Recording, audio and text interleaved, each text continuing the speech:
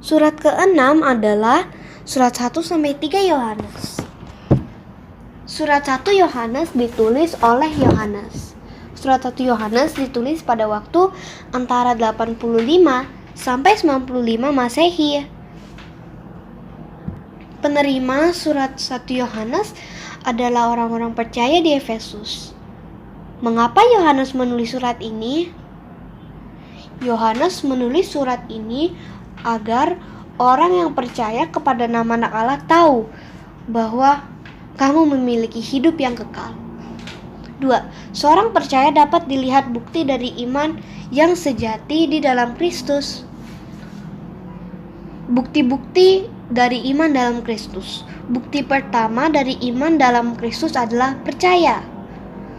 1 Yohanes 1 ayat 1-3 menunjukkan bahwa kita dapat mempercayai apa yang Yohanes katakan mengenai Yesus, karena Yohanes adalah saksi mata Yesus. 1 Yohanes 4 ayat 14-15 menuliskan bahwa Yesus adalah juru selamat yang Allah utus dan anak Allah.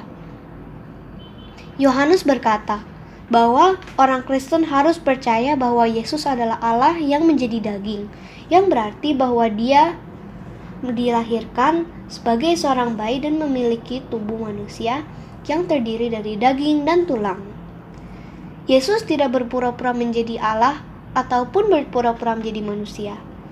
Dia sepenuhnya Allah dan sepenuhnya manusia. 1 Yohanes 2 ayat 3-6. Dan inilah tandanya bahwa kita mengenal Allah, yaitu jikalau kita menuruti perintah-perintahnya. Barang siapa berkata, "Aku mengenal Dia," tetapi tidak menuruti perintah-perintahnya, ia adalah seorang pendusta dan di dalamnya tidak ada kebenaran. Tetapi barang siapa menuruti firman-Nya, di dalam orang itu sungguh sudah sempurna kasih Allah. Barang siapa mengatakan bahwa ia di dalam Dia, ia wajib hidup sama seperti Kristus telah hidup.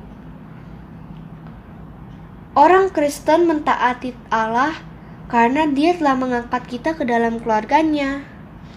Ini adalah bukti kedua dari iman dalam Kristus, yaitu menaati firman Allah. Bukti ketiga dari iman dalam Kristus adalah mengasihi orang lain dalam keluarga Allah. 1 Yohanes 4 ayat 9-12 dan 1 Yohanes 4 ayat 19-21. Ketika Yohanes mengatakan bahwa kita harus mengasihi saudara kita, Yesus mengajarkan agar kita harus menunjukkan kasih dan hormat kepada semua orang. Yohanes berbicara secara khusus tentang mengasihi saudara dan saudari kita di dalam Kristus. Kita memiliki hubungan yang istimewa dengan orang Kristen lainnya karena Allah telah memasukkan kita ke dalam keluarganya.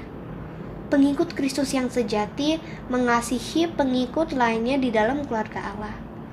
Orang-orang yang saat ini berada di gereja kita, begitu juga semua orang Kristen lainnya adalah bagian dari keluarga Allah. Relasi dengan keluarga tidak selalu mudah. Bisa terjadi saling menyinggung, saling marah, dan bersikap egois. Ternyata konflik yang sama juga terjadi dalam gereja. Maka kita harus saling mengampuni orang lain, memohon maaf kepada orang lain, dan terus menunjukkan kasih bagi satu sama lain. Surat 2 Yohanes. Penulis surat 2 Yohanes adalah Rasul Yohanes.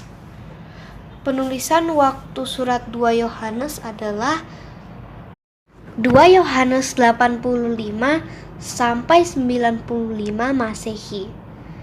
Penerima surat 2 Yohanes ini adalah seorang perempuan Kristen dan keluarganya atau suatu jemaat orang percaya. Mengapa Yohanes menulis surat ini? Untuk mendorong orang-orang percaya agar terus mempercayai kebenaran tentang Yesus, menolak guru-guru palsu, dan mentaati perintah Tuhan.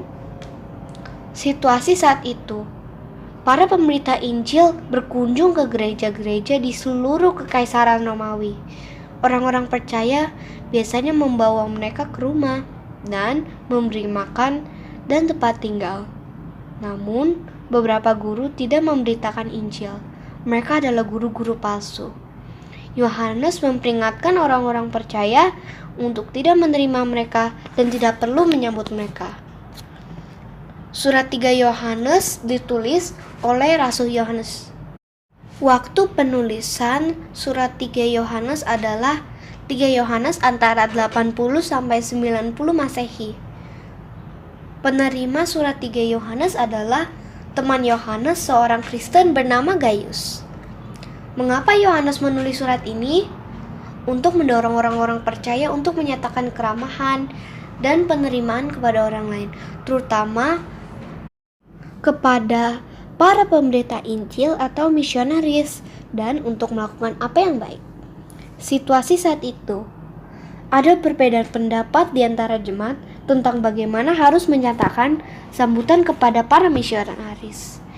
Yohanes membahas hal ini, menguatkan Gaius untuk kesetiaannya, dan memperingatkan untuk melawan seorang pemimpin gereja yang menggunakan otoritasnya untuk tidak menolong para misionaris. 1. Hidup dalam kebenaran. Hidup dalam kebenaran artinya berpegang teguh pada Injil Kristus. Berpegang pada kebenaran Injil sebagaimana yang Allah perintahkan. Mereka hidup dalam kebenaran. Berpegang teguh pada kesaksian para rasul dan guru-guru salah yang membawakan kabar baik kepada mereka. Berpegang pada kebenaran Injil berarti bahwa mereka yang percaya kepada Yesus untuk keselamatan harus terus mempercayai kebenaran tentang Yesus. Yohanes menyoroti pentingnya kebenaran di dalam kehidupan Kristen. Yohanes mendorong orang percaya untuk tetap setia pada Injil yang sejati, yang hanya terdapat dalam Kristus. 2. Hidup dalam kebenaran berarti menaati perintah Allah. Secara khusus saling mengasihi. 2 Yohanes 5b-6. Hidup dalam kebenaran juga termasuk hidup dalam ketaatan pada perintah Allah. Kita dapat menemukan perintah-perintah Allah di dalam firman-Nya. Kasih dan ketaatan saling berkaitan. Jika kita mengasihi Allah, kita akan melakukan apa yang Dia katakan. Yesus mengatakan kepada para pengikutnya bahwa mereka yang mengasihi Dia menaati segala perintah-Nya. 3. Hidup dalam kebenaran berarti menolak guru-guru palsu. Orang percaya harus menolak pengajaran palsu mengenai Yesus. Percaya kepada Yesus dan menghidupi iman kita berarti menolak mereka yang mengajarkan apa yang tidak benar. Guru-guru palsu atau para penyesat adalah orang-orang yang menyangkal dui natur Kristus. Yohanes mengidentifikasi seorang penyesat sebagai seorang antikristus yang menolak dui natur Kristus. Sikap kita terhadap guru palsu adalah tidak membiarkan mereka masuk ke dalam rumah kita. Menyambut mereka sama dengan mengamini pengajaran palsu mereka. Dan kita tidak boleh mengamini pengajaran palsu mereka.